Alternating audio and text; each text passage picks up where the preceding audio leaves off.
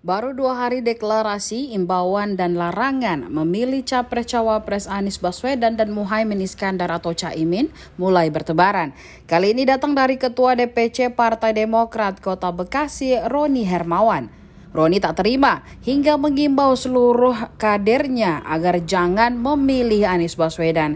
Imbauan ini merupakan efek kekecewaan Demokrat atas dipilihnya Ketua PKB Muhaimin Iskandar alias Caimin sebagai bakal cawapres Anies Baswedan. Padahal diketahui sebelumnya bahwa Anies berjanji bakal menggandeng Ketua Umum Demokrat Agus Harimurti Yudhoyono atau AHY pada Pilpres 2024 mendatang.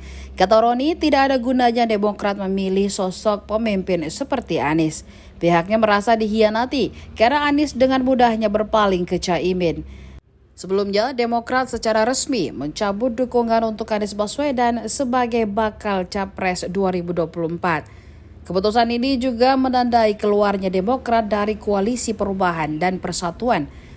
Sejumlah aksi pun dilakukan kader untuk meluapkan kekecewaan kepada Anies. Misalnya, pencopotan baliho dan spanduk bergambar Anies yang disandingkan dengan AHY di kawasan Bekasi. Sementara itu, terkait arah dukungan Demokrat ke depan, Roni menyebut bahwa AHY masih berdiskusi. Ia menegaskan bahwa partainya tidak akan rujuk dengan Anies Baswedan apapun yang terjadi.